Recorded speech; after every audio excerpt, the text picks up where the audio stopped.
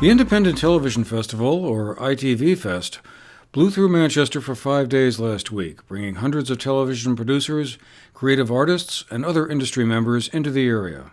They attended dozens of discussion panels, viewed numerous short films and pilot projects looking for support, financial and otherwise, as well as other sessions developed by the festival's organizers. Whether it was meeting up at the large tent erected in front of the Hampton Inn at Suites, where people with ideas for TV projects could discuss them with people who might be able to help them turn those ideas into a television program or series, or at one of the many panel discussions and presentations held during the course of the festival, the event, now in its second year at Manchester, added another layer of activity around the town. One discussion in particular focused on the issues involved in bringing more film and television production work to Vermont. Issues surrounding state financing, collaboration between state and local entities, and workforce availability highlighted this discussion, which saw several state representatives, artists, and other stakeholders exchanging ideas.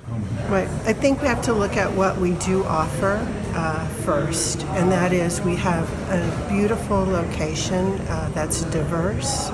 We have a very, very enthusiastic population. We have businesses who are very willing to help and support film production, but we are competing with other states who provide financial incentives. So we hope, as I said, that we can work with the legislature to begin to go down the road of providing some financial incentive to help attract production to our state. Well, it's really interesting that the state of Vermont is clearly interested in the subject and in supporting the film and TV industry within the constraints that it has financially, of course.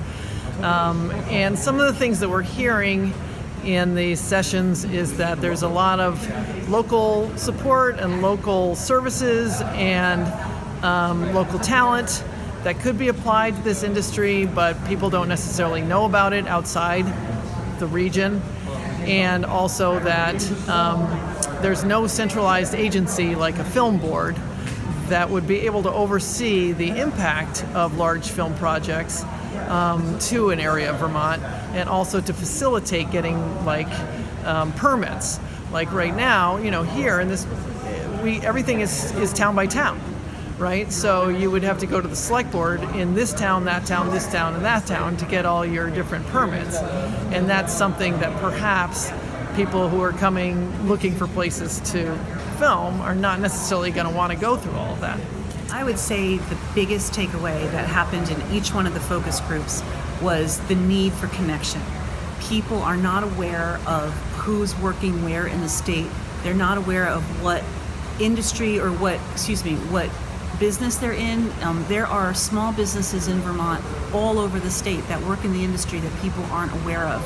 And there's also, for the people who are getting started, somebody who's coming from out of state to make a film production, they're not sure who to contact, how to get started with finding the people who will do the work that they need.